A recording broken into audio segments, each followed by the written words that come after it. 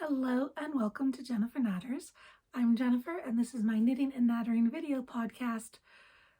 It's going to say all about the things I've been up to recently, I guess. That kind of came unhinged. Excuse me, I've just got a tiny tickle in my throat. Got my tea back here. I wonder if it would be better. Is it going to fit on the table there? A bit noisier. Hello and welcome to Jennifer Knatters. I am Jennifer and this is my podcast where I blather on about what I've been up to lately. Today is the 12th of February. I recorded a podcast at some point in January. I haven't finished editing it and I don't have it up online yet, but I've got a little bit of time right now. I mean, a little bit. I've got to go get my youngest in from school in half an hour, but I'm here. And if you're watching this, you're here. So let's get to it. I have a finished object.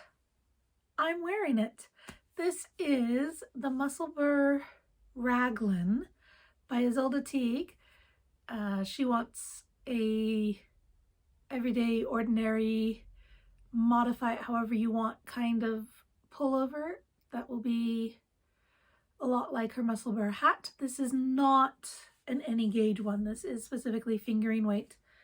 I have done it as part of a test knit and the end day is today, although Ysolda might be reworking the short row shaping at the top. In the knitting it is bunched a bit, but I think after it's washed it looks okay. Mine is fairly oversized.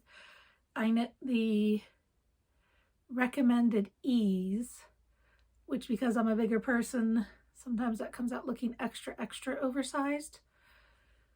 And then my yarn relaxed a lot. I haven't measured the gauge on this, but I'm pretty sure the row gauge at least relaxed a lot, which was fairly surprising because I had a washed and blocked swatch.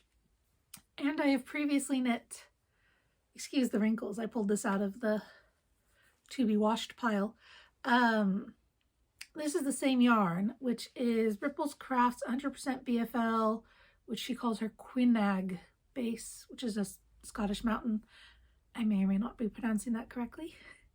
This I think is the Freya, and I don't remember the designer's name. This is the color, was that a Kingfisher? This is the day Monet visited the dye shed. So it's the same base, the same kind of dyeing technique. I had a sample, same needle size that I was like, the jumpers are supposed to be the same gauge, so I was using the same needle size. But this one, I don't know if it's the weight or just my tension when I was knitting it, but I think my row gauge opened up a lot. So why don't I stand up and you can see it. I went for extra length, and then like I said, it blocked out long. It is a compound raglan. You're not gonna be able to see any of this, with a folded collar. I've never done a folded collar before, but Ysolda did have an interesting take on how to do it. I do have short row shaping for the bust. Mine's a little low, which again, my row gauge got too long because I think the short row shaping is like here and the fullness of my bust is here. So that's where it should be. But that's a gauge problem, not a jumper design problem. I did make the sleeves more narrow than the pattern suggested. I did more decreases more often for a more tapered sleeve because I want to be able to wear it. I want to be able to wear it under a jacket or a coat when going out as like a layering piece. Yeah, so I just finished it yesterday, and this is 400. My scale says this is 451 grams. I had 5 skeins. I originally had 3 and I was gonna knit something else, and it wasn't working out. So I was going to knit. I thought, okay, I'll use it for this instead. And then I was going to need more, so I bought bought 2 more skeins. So I had 5 skeins. This weighs 451 grams. This is my unused yarn. I do have the ball band. I don't know if that's focusing. Ripples Crafts logo. So I knew I didn't use very much of this. I mean, this is more than 50 grams. So I weighed the jumper like before I'd cut off the ends. 450 grams. 451 grams. Doesn't matter. And then I weighed the ball, which didn't have the yarn tag with it at the time, 100 grams. And I did use some of this yarn. So I think my scale's wrong. I might need to get a new scale. That's either magic happened, which, I mean, every skein could be like 10 grams overweight. And that would get me the extra 10 grams, the extra 50 grams plus this being, you know, I've used the extra 10 grams and got this done. It's possible. Some of that's like humidity can make things make wool, especially because it absorbs a lot of moisture, way more or way less at any given time. But yeah, there is some magic happening in my yarn. But yeah, I just love this oil slick color. The overall effect is coming out a bit navy for my personal preference, but yeah, I like it. It's got the purples and the pinks and a little bit of greens and blues. And I can already see myself wearing this a lot as we go into the spring. I do also, I was going to talk about this later for other reasons.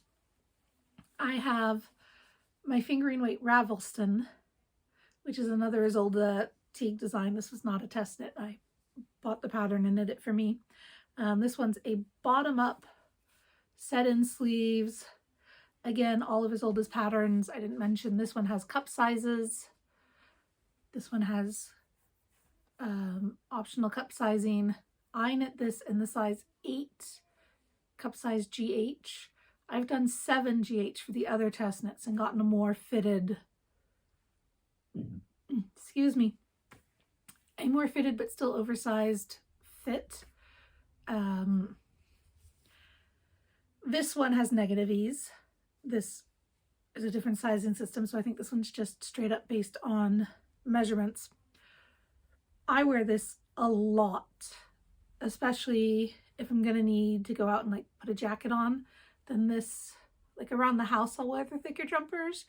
But if I'm gonna leave the house and I need to wear a coat, then I've been wearing this one a ton.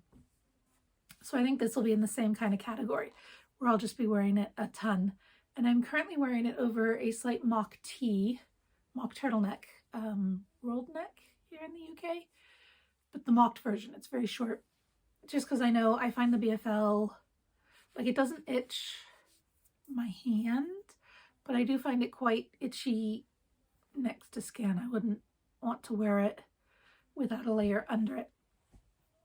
So yeah, the test knit's wrapping up, but Ysolda was saying she's going to make some modifications. I would completely knit it again. I would knit a size 7 for the slightly more fitted and then just like compensate for the row gauge. I've got these mini skeins hanging from this box here, which are from Old Maiden Aunt, and I believe they're 100% Merino, Superwash Merino. This is a Superwash BFL.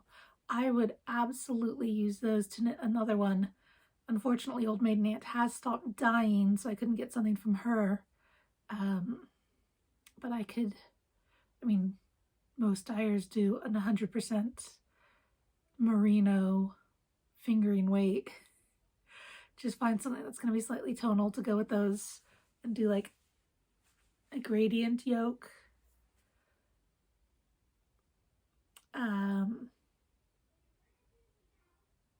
Yeah, sorry, my brain is not overly with it. How much time do I have left? Another 15 minutes or so. So yeah, this is pretty much my only finished object since last we spoke. I say pretty much because I do actually have one other finished object. There was a point, I cast this on December 5th, but then I showed you in my last podcast that I was working on the festive yoke pullover, and I had just started one of the sleeves when like it got to Christmas.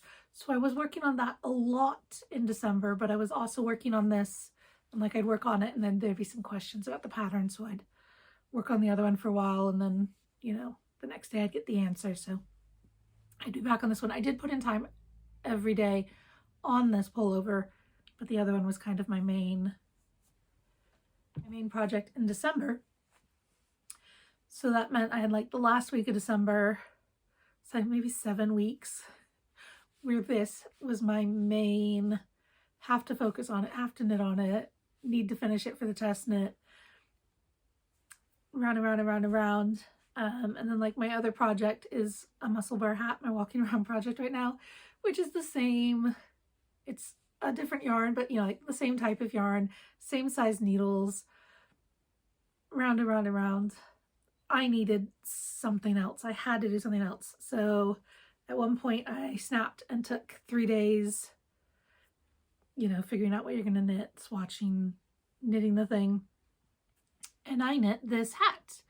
This is, I believe it's a skew. Gonna have to check that pattern name. By Hunter Hammersen. It is brioche, very stretchy. I used 2 different gradients. This is Knit Picks Chroma worsted. These are different colors, but this is, I ordered 4 of them. This one is Narwhal, and it's the blues. This one is Pegasus, and it's greens and blues, but it also has somewhere in the middle like pinks and purples. The pinks and purples on this one is Lupin, and then the grays is Wednesday. And I got all of those, I think it was Black Friday week, part of their Black Friday week sales, with the intention of making this hat and or other kind of brioche 2 colors striping together projects. I originally test knit this and everything was going terribly wrong, so then I went to knit it again sometime later with different yarn, and I realized I'd been missing out all of the rest rows, and I was only doing the cabling rows where you move the stitches over. Like I'd missed, you do a cable row where you move the, you know, stitches over, and then you do another 2 rows because it's brioche, 1 row in each color, and then you do another. I had just been stacking them on top of each other, and that's why I couldn't do it. It was entirely a me problem. The chart being too much visual noise kind of problem. I think that was my first time doing brioche, or I didn't have a lot of experience with brioche. It was a me problem. So then I started knitting again, and then I think I was knitting it for one of my pumpkins, and the pumpkin in question decided they didn't want it and we needed the yarn for something else, and so that one got frogged. So this is my 3rd attempt knitting it, and I was gonna do it because this is such a pretty pattern, and Hunter's sample was done in 2 gradients. She used a Katia yarn that I can't get here in the UK. They're a European brand. She can get it in the US, but I can't seem to get it. I do know one shop that carries Katia, but they don't have that yarn. Anyway, I was bound and determined to knit it. I've got hair clippies in the back. It's too tight. The cables made it too tight. The rest has like plenty of room and stretch, and then the cables just made it.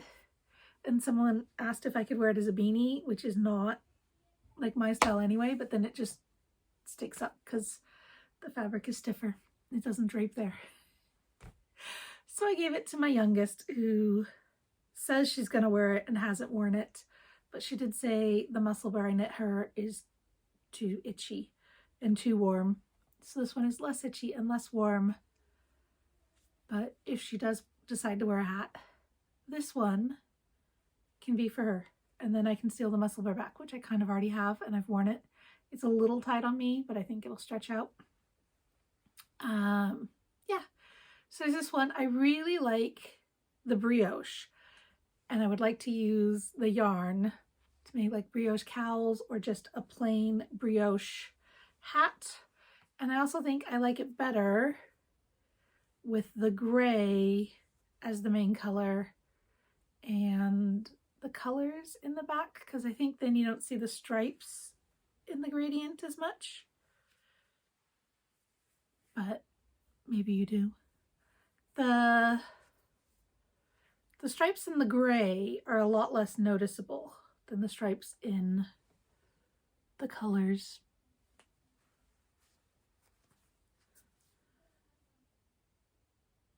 See, when you have it in the back, you don't notice where the color changes quite as much. Like, it's not as abrupt. I could be wrong.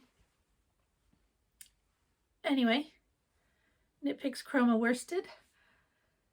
And for my Giddy Yarns bingo quest, one of my goals is to knit 5 jumpers for myself, 5 pullovers probably. I don't tend to wear, I have a couple cardigans and I've basically seamed all of the fronts closed. 5 pullovers for myself, 3 of which are already on the needles. This is one finished. Then there's the Skein Deer Knits Festive Yoke Pullover where I'm on the sleeve. I just need to do the sleeves. Not a huge priority because that is it's very Christmassy. It's very festive. And then I do have a Kerry Westerman bottom up, drop shoulder, kind of an Aran or worsted weight, maybe a worsted weight, heavy DK worsted weight gauge. That one is halfway up the body, so that's probably the next one I'm going to finish. And then I'll have 2 for myself, 2 for the goal. That'll be good. Another one of my things on it, on my bingo, is more out than in. So this is 451. This is 91. Which sounds really good, except I did buy yarn. This is King Cole Truffle, which is, I've used it before. This is in the color Rum Raisin. Is that upside down? Now that's upside down. King Cole, yeah. King Cole Truffle. This is an 100% polyamide fuzzy yarn that I actually don't hate. Like, you would think 100% polyamide, 100% fuzzy. Neither of those, like this kind of fuzzy fake fur yarn, those are both things that should be awful. This is actually the softest, most wonderful feeling thing that you could ever imagine. I mean, like, this is clouds. This is just amazingly cuddly. I bought some last year this time, and I knit a little cowl for my now 7-year-old. She hasn't let me weave in the ends. I should probably do that today before I give it back to her, which I'm pretty sure this is, did I just knit straight up? I was going to say it's a tube, but it's not. It's just straight. This is the yarn held double, probably on like 5 or 6 millimeter needles. Just did a bit for around her neck, and then I also knit her a ribbed hat and put a gray pom-pom on it, a dark gray pom-pom. She took the hat to school once, never seen it again, and I went through the lost and found weekly for the rest of the school year. I'm like, I want your hat back. So yeah, I knit this and the hat for her last year, and then I was doing the mystery toy along for Fuzzy Mitten Barbara Prime. I've got a couple, I don't know if you can see the unicorn up there is a Barbara Prime. It was a previous year's mystery knit along, And the toy in question turned out to be a woolly mammoth, but she had recommended like a fuzzy yarn, something with a bit of texture to it. And I started it, and the body, before you knew what the rest of it was going to be, was kind of potato shaped. And my oldest kidnapped it and named it Potato. And it has been her constant companion, where she has not let it go. I was able to wash it once because it was starting to pong. It was aromatic and not in a good way. So she let me wash it once. And I started knitting the legs. I don't think I even got to the arms or the trunk or the ears or anything, because it was very clear, like, it was Potato now, and that's what it was going to be. But I got more of this because the brown is the color that Potato is in. And I do have a little more of the brown, but if I have to knit a new Potato at some point, like if it gets lost or if it requires Potato surgery, I need more of this yarn. So this is from Claire, Wee County Yarns. I don't think I cleared out her stock, but I did get all of the colors she had left, which is Mocha for the brown. Is this like cookie dough or something? Where's the... Cookie dough is this kind of beigey color, and then rum raisin is the dark gray like I already have. I figure everybody can have cowls and snuggly things and save some for... I've dropped the hat. Save some for future Potato surgery. She also wants me to make a sausage roll costume for the Potato, because there's a whole thing, her own little inside joke thing about sausage rolls right now, where she really likes sausage rolls and she wants Potato to be able to dress up as a sausage roll. And she told me that then if we have to do surgery on Potato, the sausage roll costume will cover the scars, any messy bits. So yeah, this is my acquisition. This is 500 grams. So 400 grams, I'm about 50 grams up, but I was already, because I bought a 10 gram advent calendar, so that's 200 grams. I'm still in a bit of a deficit for the year. But where am I? This is my Higamug that I'm using as a yarn bowl. After I sat around, when I finished this and put it into wash, I sat around for a while going blah, blah, blah, blah, blah, before being able to cast on something new. And I had known what yarn I wanted to use. I mean, obviously finishing something I already had going would be the best. But for Christmas, I got a skein of the Suri alpaca silk, and this is DK 100% merino from Giddy Yarns. This is the color Pacific and Long Lake. She did a Lake District collection, and I knew I wanted to hold them together to make a hat. And then I decided actually I wanted a cowl, and I kept looking at all of the like plummy colors. I have 2 winter coats depending on how cold it is and how long, like if I'm just going to be standing there watching my kids sledge down a hill, then I want the bigger, longer, warmer coat. If I'm going to be cycling around on my bike, then I want the smaller coat. They're both plummy. One is a pinky purple and the other is a purpley pink.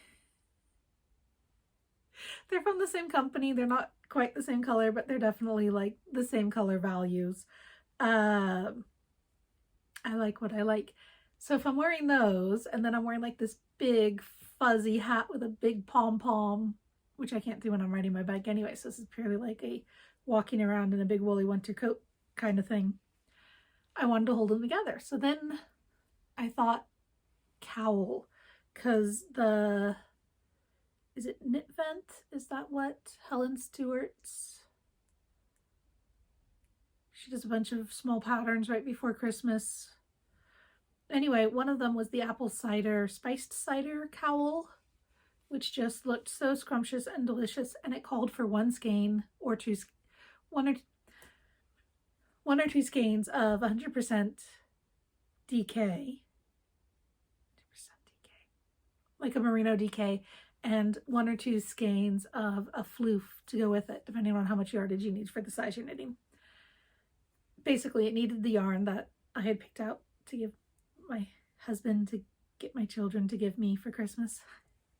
I pick my own Christmas presents. I buy my own Christmas presents. I give them to my husband. My husband doles them out to be given to me. I get exactly what I want. Other people don't have to stress. It works out really well. But yeah, I knew I wanted to hold them together. My previous experience holding alpaca and it was a single ply, fingering weight single ply together.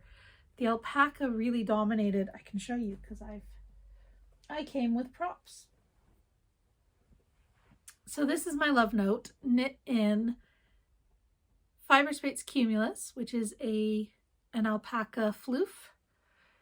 And this is my love note, knit with Rowan Kid Silk Haze, which is a mohair floof. They both use the same single from Old Maiden Aunt. They're both this, like I knit this and I had a lot of yarn left over, so I thought I'll knit another one with a different color floof and have a different jumper. This one you can really see the color of the yarn, and this one you really don't. And I don't know, I'm assuming it's because the DK is thicker, so it's more of a marl, and the floof is less overwhelming. Or it could be that this is a less floofy yarn, or most likely both of those together. But you can really see the variegation in the DK yarn, which you really couldn't in the other one with the single and the other type of floof. So yes, I have started the spiced cider, hot spiced cider. Bad with names today. I have started this as my cast on. I knit the first bit. It's supposed to be knit on 5mm needles. I had the 4mm needles on the short circular left over from doing the hat. Hello. I have to go get your sister. Can we go get a snail? I'm back. I got interrupted and it was time to go get my youngest from school. So I returned. I was in the middle of talking about my spice-sided cowl. I think that's what it's called. Anyway, holding the colors together is giving a nice fuzzy marled effect, more like people get with mohair and a strand of fingering than what I was able to get with mohair and a strand of alpaca. I don't tend to like mohair as much. I find it quite hard on my hands, like my hands ache. It's not that they itch, it's that they ache. And then it is fairly prickly if it's next to the skin. But I did make a ranunculus last year in a Rowan yarn that's lamb's wool and a strand of mohair tied together to make the yarn. And then I kind of felted it a tiny bit in the wash. I should give it to my oldest. She likes oversized things, and it's not that it's too small, it's just that for the size it is, it's a bit inflexible now. It doesn't drape very well, so it feels tight.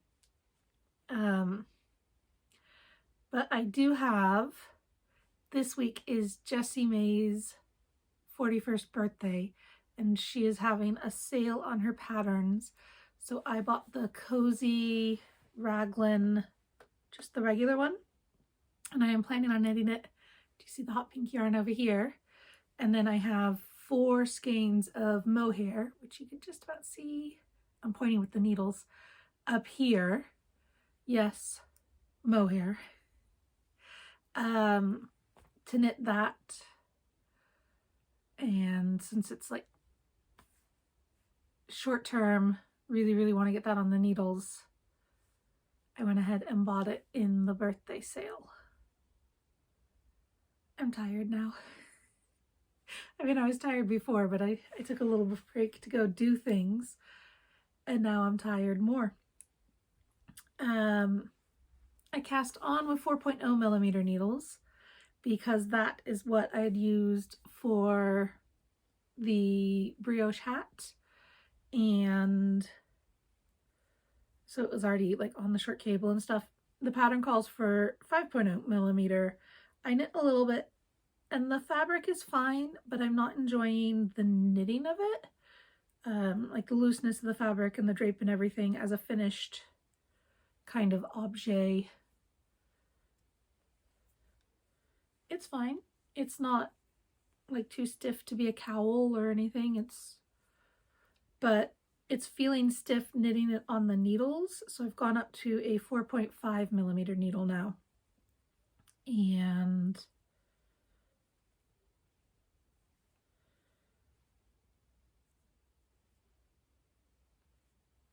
it's sliding a little looser.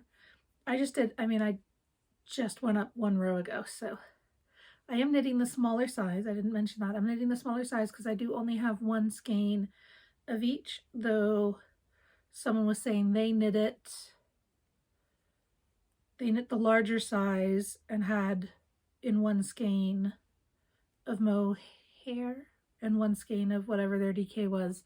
They did have enough to knit the large size, but I will do the slightly more closer fitting smaller size, and then if I have extra wool I will just make it longer. Or I can get maybe a different color and do a color block hat or a headband, or you know, I can use some extra wool if I like the length I get.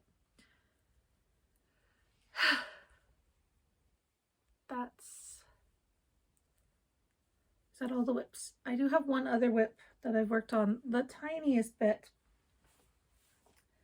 As I mentioned, I have a Musselburgh hat in progress. It's all wrinkled up because it has been shoved in a knitting bag, and it's a little gray girl knitting bag.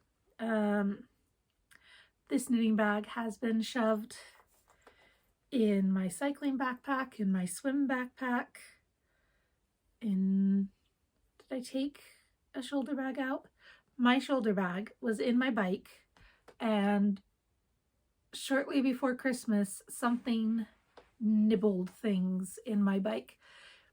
I hadn't been doing much because I was really poorly in November, but then like the week, Christmas was what, a Monday? So like Friday, I started feeling sufficiently better enough that the stuff I needed to get done was becoming a priority. So going out and doing things like Saturday, Rainbow, my youngest, and I went into town, and when I came home, I put my gloves in my helmet with my cowl and my hat, and I left them in the bike. And then when I went out Tuesday or Wednesday after Christmas, my gloves had been nibbled. Fortunately, my cowl and my hat hadn't been, but the gloves were nibbled. And then like I had a shoulder bag that was just staying out in the garage near the bike, and something ate the handles, like nibbled into the handles, and then was like tunneling through the lining inside the handbag. And I have a almost poncho-like, it's a square blanket, but then it's split up the middle so that you can wear it like over your shoulders, and that's been nibbled the tiniest bit. I don't know what it is. I mean, since then we hired a skip and I could basically empty the garage. It was really nice, although I've already started moving stuff from in the house out to the garage, and then in another 2 years we can get another skip and get rid of all of that again. It's not quite that bad. But yeah, no sign of any, like no little mouse droppings, or there's food stored out in the garage. We've got like some pantry shelves in the garage. No sign that the mice have been in that. I've also got like Christmas decorations and all these other things where I'm thinking, oh, I hope it didn't like tunnel into those bags. We'll find out later. Anyway, this is my carrying around project. It is a Musselburgh hat, knitting it in, it's Ewenique Fibres in this sparkly rainbow skein. It came as a set of 3 skeins, but these are the 250 grams. It was 2 50 grams and a 20 gram. And then the other 50 gram is this hot pink. I would have gotten this in like 2017, 2016. I don't think I was pregnant at the time, so it wouldn't have been 2016. Might even have been as late as 2018.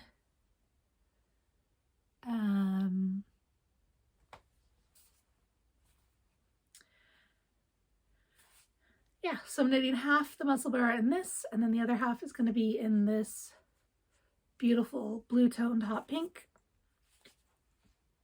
And I'm really looking forward to having the finished object. But it was not something I wanted to work on like while I was working on this, because it was basically the same thing. Like, it wasn't a break. It was a smaller thing that I could work on when out and about, except that I never did. I did very little out and about that would involve a small project. But yeah, it wasn't a different project except in different colors.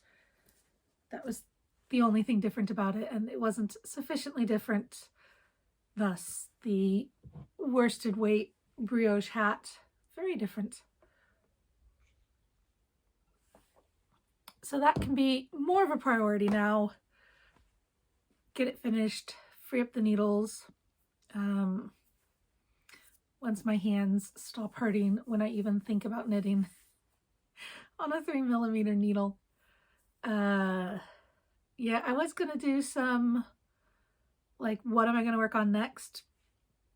I don't have the energy. I would like to finish the festive yoke pullover just because it's so close to done, and then I'll know how much leftover yarn I have, because I really love the yarn. I know I don't need it until like November would probably be sufficient time to pull it out and finish it, but if I do finish it, then I will know how much leftover yarn I have, plan a project for the leftovers, because I love the yarn. That's the Wee County Yarns Kinross 4-ply. It's just so soft and scrumptious and lovely. I would knit this jumper again. I was even looking online. I like the rainbow sets, the rainbow minis, and like do the rest in a dark charcoal gray. But I'm trying not to buy yarn right now because like this, and the bookcases go all the way down to the floor. That's not even all of my yarn. I have a cupboard that you can't see, it's over here, that is full of yarn. When we had the skip, I thought about throwing away all the acrylic, and then I just, like, I didn't really decide. I just didn't do it. I have so much yarn, and most of it's nice yarn, that I'm not like, oh, I'll never use that, I should get rid of it. It's nice yarn. I'll use it. It's just, you know, new patterns come out, like Joji Locatelli's Instant Crush, which is, she knit it in 2 strands of mohair held together, and then it's a color work. Is it a circular yoke? Color work, all over color work, pullover in the 2 strands of fluffy yarn. So it's really light, very bold, very snuggly, probably very warm. Obviously, I wouldn't be knitting it in 2 strands of mohair, but I was, you know, I was looking at what various alpacas cost, and the alpacas, like I said, tend to be fluffier, so I might not need 2 of them. Excuse me. Sorry, I just can't seem to shift this frog in my throat.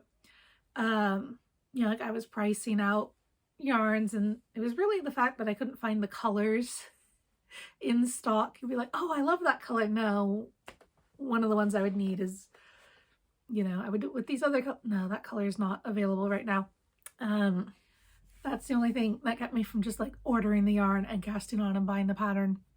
I don't have a lot of fluff in my stash. I have a little bit of fluff up here. There's 4 skeins of pink. I don't know if you can see them all or if some are like behind the sign.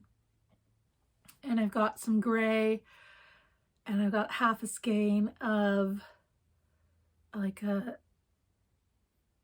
bright orangey yellow, greeny yellow. I don't even remember what color it is. I've got a few skeins of fluff and a few smaller ones of like cumulus. Not a sweater quantity. Not like 5 different colors that I could put together to make a sweater quantity. So yeah, that's the thing. Like a new project, a new pattern comes out, like I would knit this one again. I don't currently have any yarn in stash unless I did 5 entirely different skeins of fingering weight. Where's the fingering weight? Behind me. Hello? Are you bringing me a Gingy? No, you can't put him on the bed. I've already got a cat on the bed. Oh, you can have 2.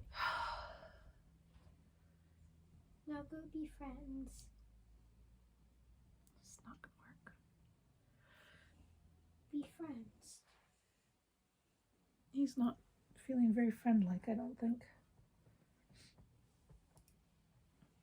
Oh, well, keep him occupied. I don't want to deal Pull the door mostly closed.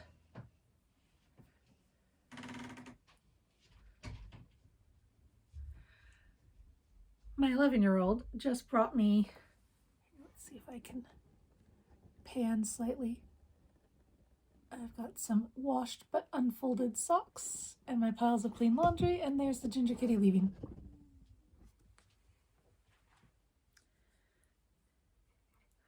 My 11-year-old just brought me Oliver, our ginger kitty, except Milo's on the bed. Milo did not like it when she put Oliver on the bed.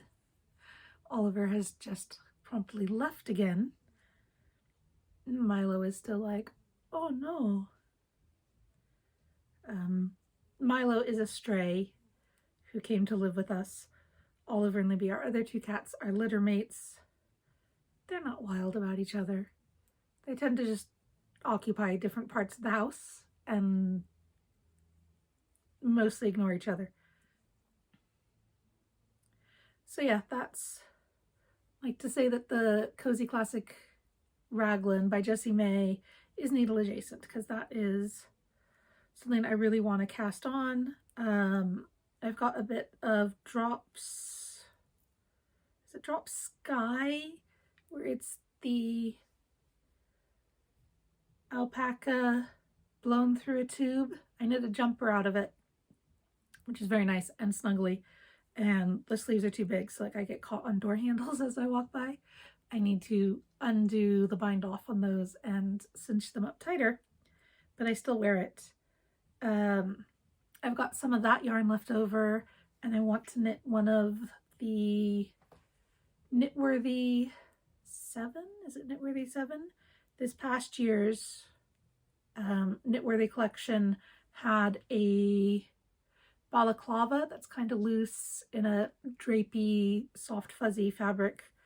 I want to knit one of those as kind of like a hood, not specifically an under the bicycling balaclava, which I also want to knit.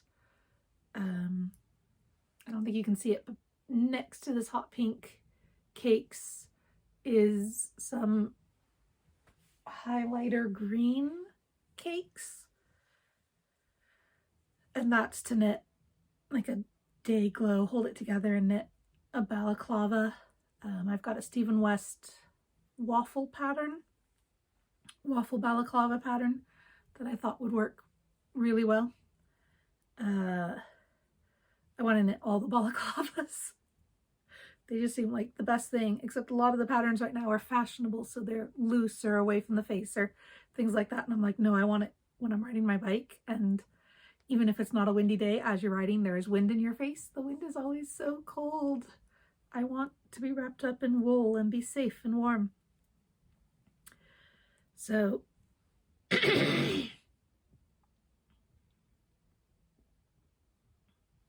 excuse me. So yeah, those are needle adjacent. I've got some projects on the needles, various blankets I really want to put some work into. I've got a northeasterly blanket. I've got, I think that's skein again. I've got a, is it Vivid by Tin Can Knits? I got one of those. I've got a Battenberg blanket on the go. I've got a corner to corner one. That's probably my biggest priority because I think I'm past the halfway mark. I'm doing it as a rectangle, so I've already turned the corner and I'm on the straight stretch now. And that one's for my youngest. It's been in progress for a while.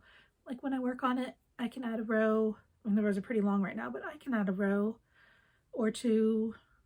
And that works out to like, 2 inches, 1.5 inches, probably like 2 inches for 2 rows with the spaces between them. So that one would work up pretty quickly if I work on it, and that would be heavy. It would give me a grace cushion of yarn out before I go to the Woolly Good Festival. Is that what it's called? Down in Edinburgh. I did the Kickstarter on like the cheapest level that gets you a ticket. And I asked for the ticket for the Saturday. And I have a friend who lives in Edinburgh who said I can crash on her couch. She's also a knitter. She's also going. Or her guest room. I think it's sophisticated enough to be a guest room. And so I'm hoping to go down both for the Friday and the Saturday, though I don't know if I'll be able to get a Friday ticket or if I'll just kind of be mooching around Edinburgh. I do want to go. There's a Mexican restaurant, or at least there was. Last time I was there was 2019. It was still there and going. That's near the Royal Mile. I think I want Mexican food. That'd be really nice. There's a burrito place in Glasgow that's not too far from the train station. That's like anytime I'm in Glasgow, I have to get a burrito for the ride home.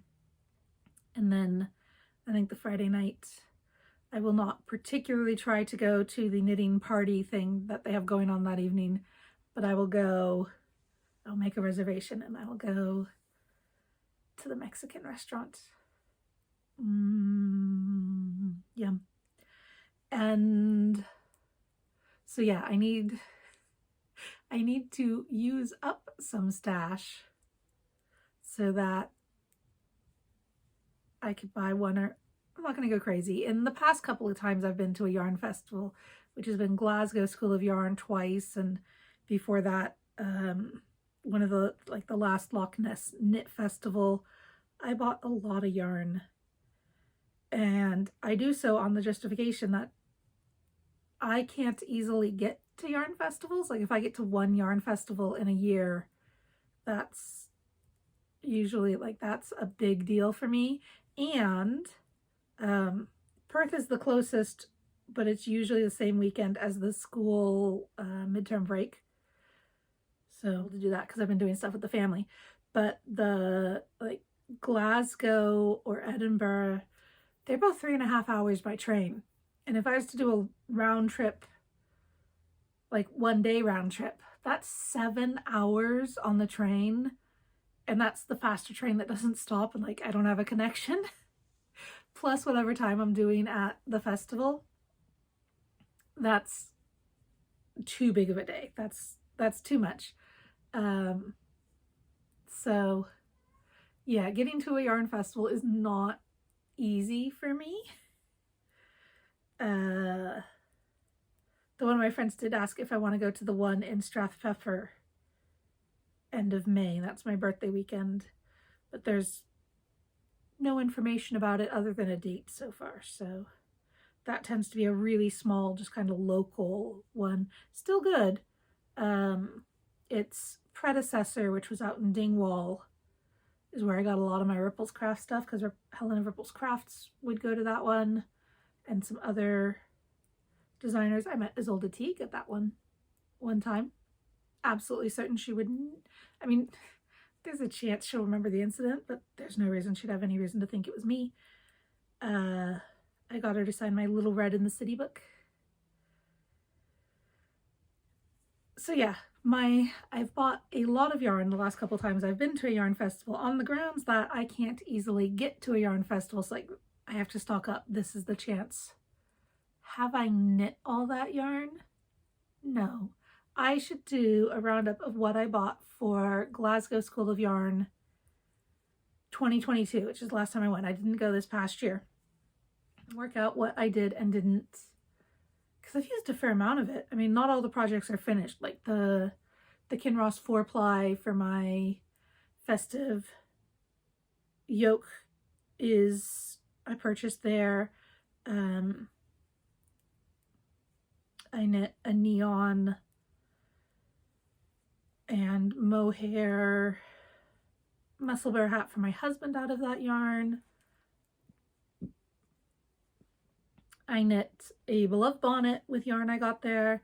I've done all right. I would need to audit what all I got, because I know like the gray strand of fluff and then a self-striping sock yarn from Little Grey Girl were both from Glasgow School of Yarn. This yarn was from that Glasgow School of Yarn trip. So see, I've done all right for the last Glasgow School of Yarn. But to pretend that I need to stock up on yarn or I won't have access to yarn is disingenuous. I mean, I'm sitting in front of this yarn wall. Most of it I think is actually lower than you can see, but like that's a box of commercial sock yarns. Those are too deep. You can see the ones on the top. There's another row below them. And then this box is, I think the box below it is the one that's all Ripples Crafts yarns. And then this one over here is all Jamieson and Smith 2-ply fingering weight. I've got my mohairs and my single skeins of DK weight is up here. This one that you can't see, no, which way am I going? Over here with that hanging off of it. The green one has things from like magazine kits that I actually want to use. And then further over, there we go. That one is fingering weight, but not sock yarn. Over here, that is minis and odds and ends. It's not as full as it could be because I've got an entire plastic tub. Do you see this blanket behind me? Under the blanket is a quilt. Under the quilt is a giant tub that is all minis, and that is not the only tub of minis. I've got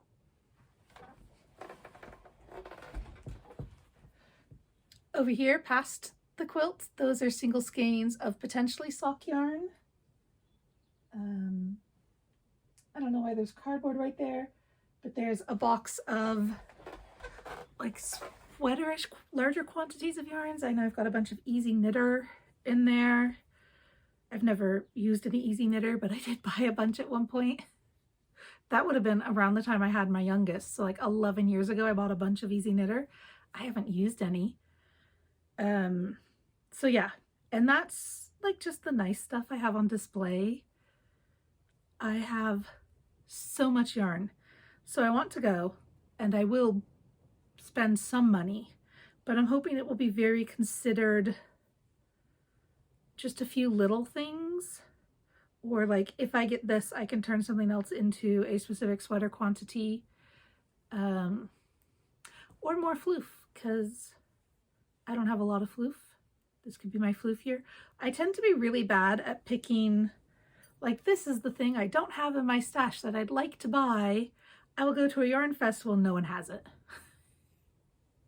I'm really bad at that. I do want really nice pinks. I want really bright magentas, like really blue tone pinks. Like I've got the highlighter pink, and that's not quite blue enough for me. I mean, I wear it because I want really bright things when I'm out cycling. But something just like the tiniest bit more blue,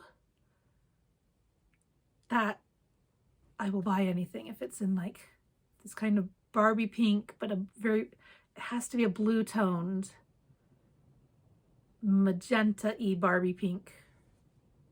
That's what I want in my life. And I can even say, like, it's not a Barbie trend for me, it's a real thing.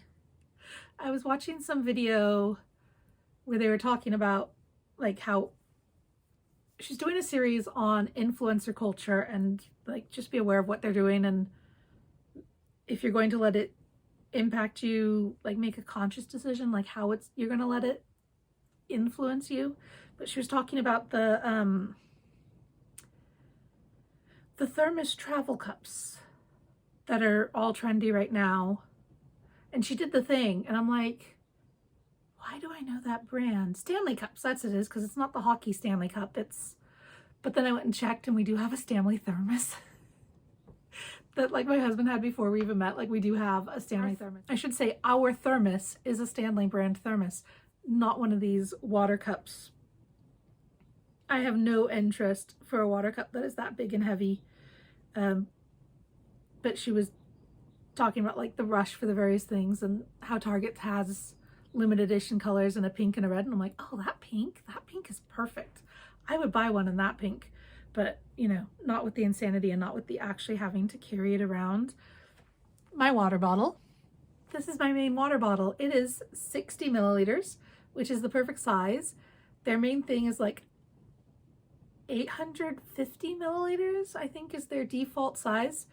This is like the compact travel size, the one that's not for kids. I hate anything bigger than this. I have another one over there because for a while I had like one at the table and one in here because I was working on this a lot, so I was in here working on it. Anything bigger than this is too heavy for me, like too big, takes up too much real estate in my life. I don't mind refilling this 4 times a day, 5 times a day, once a day. Hey, if I refill it once a day and drink it both times, that's still a good day for being hydrated. I'm pretty sure this was a Frozen, like capitulating on the Frozen popularity back when Frozen won. I got it on sale, so it would have been long enough after Frozen, the first Frozen came out, that like the Frozen stuff was starting to be last year's designs. I love this water bottle. I buy new mouthpieces occasionally. I can't think if I've had to replace the straw. I've had to replace this type of bottle. I used to have a purple one. Before that, I think I had a green one. But I would have got this around the time my oldest was a baby. I've had this a good 10 years. It's a perfectly good water bottle. I don't want my water bottle to stay cold. I'm sensitive to cold. If I want it to be hot, then I've got thermoses and travel mugs. I do take a thermos, a flask of tea when we go to my youngest dance class, and then I just sit there and I've got a metal cup, so I pour it. It's too hot in the flask, but it cools down in the cup, and then I can drink it. Yeah, but I'm watching this, and if you see that and you're like, oh my god, I love that mug, that would be the reason I stay hydrated, or like 1 or 2 of those would just make my life complete, then that's fine. Like, that's whatever.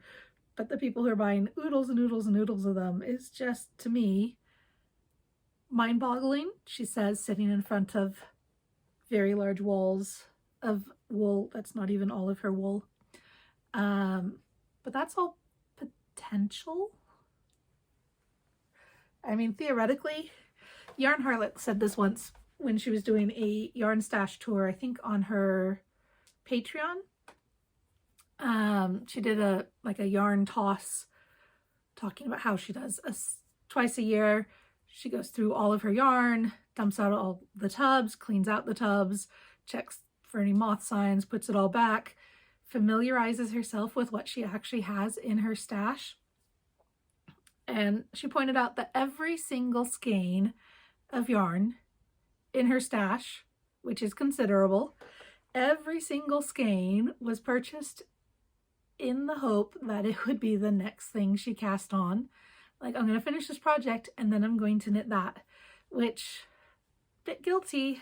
Like, even if I don't have a project in mind when I buy something, which tends to be an in-person thing rather than, excuse me, an online thing, it is with the idea that, like, oh, I will take this home and I will find the perfect project for it and I will knit it. Like, this is going to be a shawl. I'll take it home. I'll find the right shawl and I will knit it up next. I don't tend to knit shawls anymore, but, you know, this is going to be socks. I will take it home and I will knit socks with it.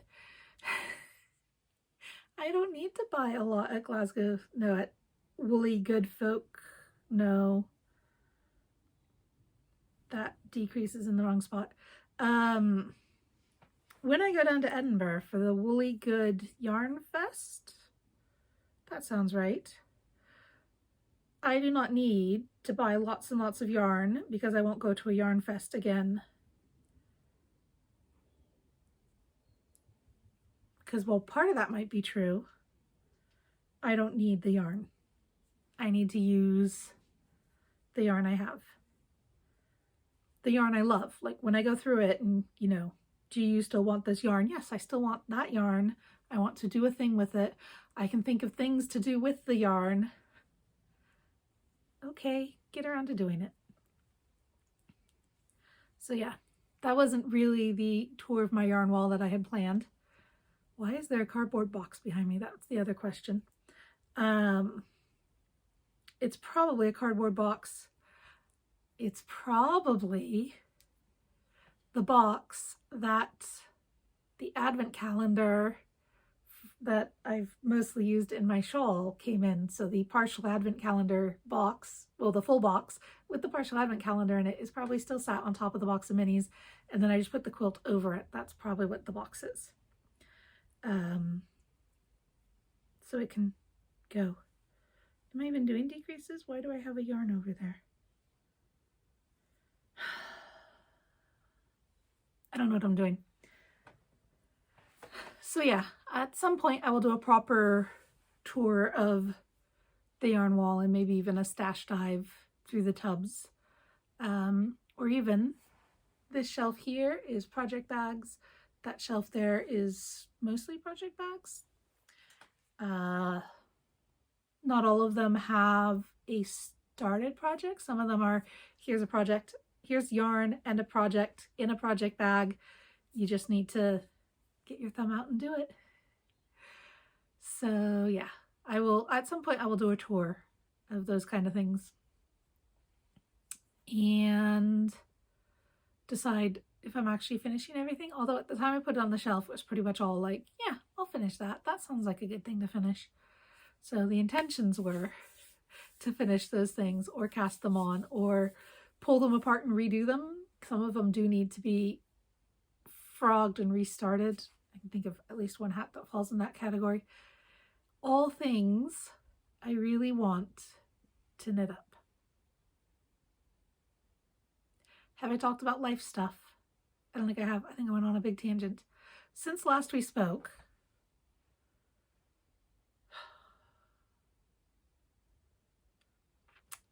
my legs have been really tired. I did, like 3 days into February, I'd already done 5 hours on my bicycle. And normally my bicycling trips are like 5 minutes to the school and back. The swimming pool is even only like a 15-20 minute bicycle ride. I cycled here and there and everywhere and all around the square. And my legs just basically hurt all the time, especially because then when we went swimming, like Kitten and I, the 11-year-old, are properly doing swimming, like treading water where we can't touch the bottom and teaching her to dive and do lengths and like getting stronger swimming. And my legs are like, I was already tired. Why did you do this to me? I try to mostly just like pull myself along with my arms. I am a strong enough swimmer that I can swim with just my arms next to Kitten, who's doing full body stuff, and keep up.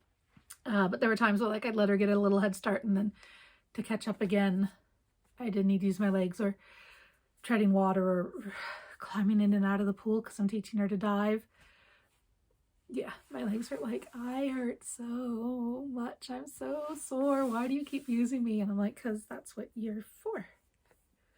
I know we didn't do much in November or December because we were really poorly, but legs are for going places and doing things. Yeah, that's Monday. Kitten was supposed to give bloods, just health things that have nothing to do with here and are non-dramatic. But it turns out she had an allergic reaction to the anesthetic cream that we were able to get. That was part of the reason I had to cycle all over everywhere, because her appointment got moved up and I had to get a prescription from the GP and have it filled so that I could have it put on Monday morning. And I got the information about the prescription I needed to get filled Wednesday, but I'd been poorly on Wednesday, so I didn't see it until Thursday morning, which meant I had Thursday and Friday. The pharmacy was open on Saturday, but the GP isn't, and neither are open on Sunday. And I needed to put it on her by 8 a.m. Monday morning. So I went to the GP practice and I'm like, here's a written note of what I need with an explanation of the appointment. Are you going to be able to write the prescription for this and send it to the pharmacy today? They're like, yeah, no problem. We'll be able to do that. I'm like, great. So then I went to the pharmacy and I'm like, I've dropped off a prescription request at the GP. Do you have the medicine in stock so that when you get it, you can fulfill it? And they didn't, but they're like, we can order it and it'll be here tomorrow morning. You know, like, we can order it right now. It'll go out with today's order and we'll have it tomorrow, Friday morning. So then Friday afternoon, I went to get it and they're like, well, it turns out they'd ordered 1 unit and the prescription was for 2 units because they're just so tiny, but they're individually packaged. The prescription was for 2. So they're like, here's 1 and the stuff to cover it, because it has to be kept anaerobic, not exposed to oxygen. So you have to put like these really awful plaster, like seal things over it. So I had to come back again and it was a lot of stress, and taking my older one to dance class and back, and there was so much cycling, and it was only a couple days into February. And then Monday we went to the appointment and it turns out she'd had a bad reaction to the cream, so they couldn't find her veins, and they tried the back of her hand, but her hand collapsed, the vein collapsed, not her whole hand. So meanwhile, it was pouring down with rain. It was just one of those biblical amounts of rain kind of thing where it had started raining overnight, and like I woke up in the morning and I could hear how much it was raining, and I was just like, oh no, oh no. We don't own a car. Neither me nor my husband have a driving license. I had one in the US. The US does not have a reciprocal licensing agreement with the UK. I wasn't such a great driver in the US that I think driving on the other side of the road while children screamed at me from the back seat would make me a better driver.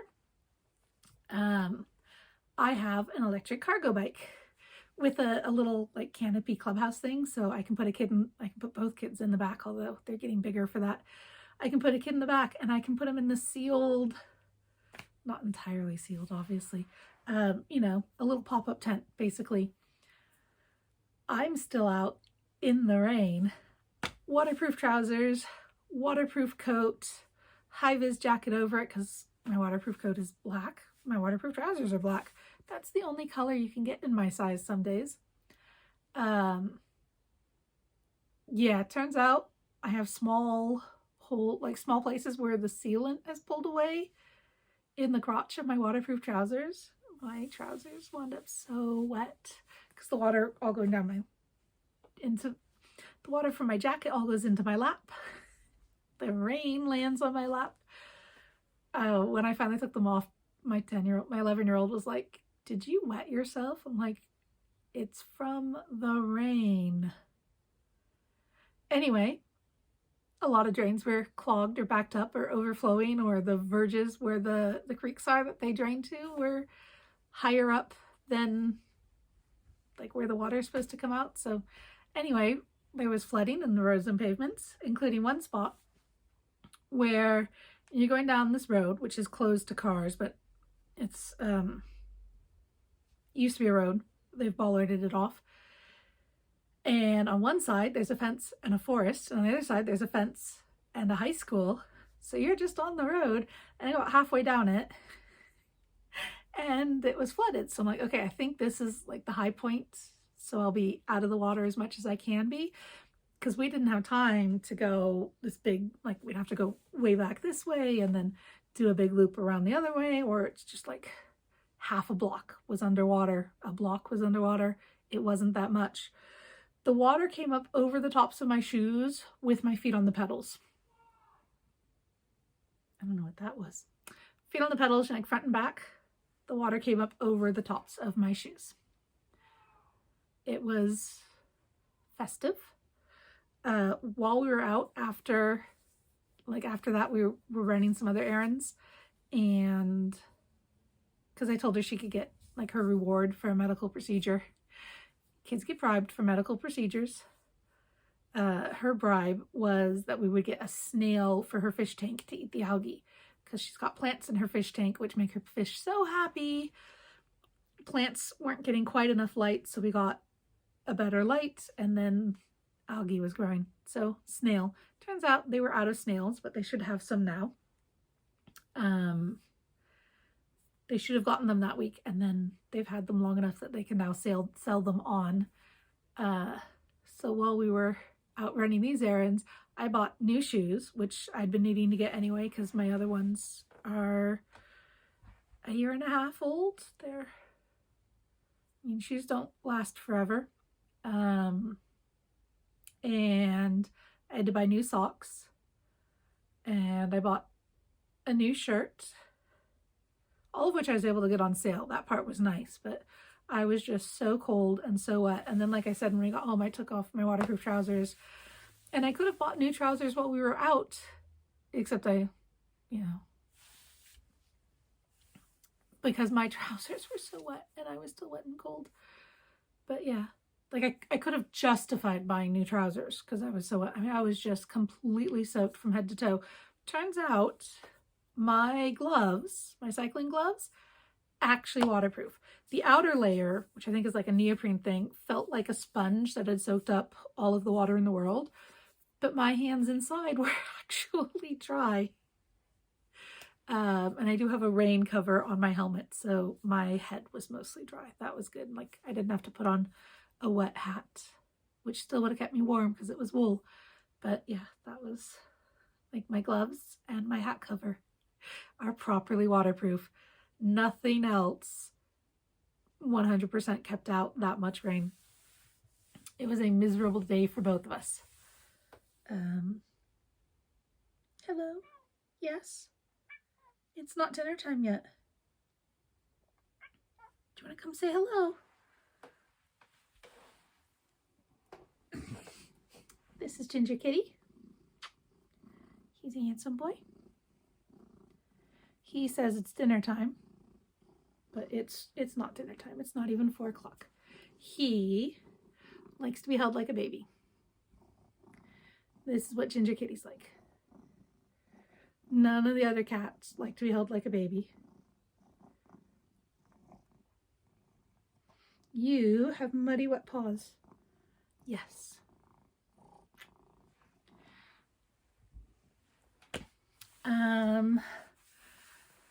So yeah, that's kind of everything for the last couple of weeks. I haven't done much because mostly I was trying to finish my pullover, which is nice and warm when I was out.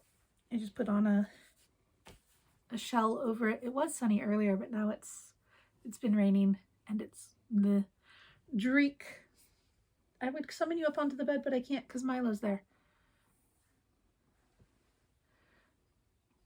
Dubious cat is dubious, and I'm referring to Milo. So yeah, that's probably enough. Since my last podcast, Kitten turned 11, and my husband also had a birthday. The Those were both nice. Kitten made a Victoria sponge cake. That was really good. And then I bought a chocolate cheesecake and a chocolate sponge for my husband's birthday so that he could pick what he wanted. And he decided to go for the cheesecake first and then have the chocolate sponge a few days later when the cheesecake was gone. So that worked out well. And yeah, did we get a little more snow in there? I think it snowed again since last time. It had been snowing when we spoke. It all melted. It was very, very warm. We had a brief spell of snow again this past week. How have I already forgotten? Don't know. I'm so tired. My poor brain is just like fizzing. I've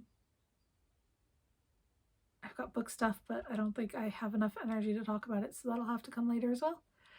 If you made it this far through all of the rambles and the who knows all what, thank you so much. If you can give me a little like or subscribe, I mean, you made it this far, you couldn't have hated it. We're friends. You made it this far, we're friends. And a friend would like and subscribe because that would make me feel good. Yeah. Thank you so much for watching. I will talk to you again soon. I'm gonna pretend it'll be soon.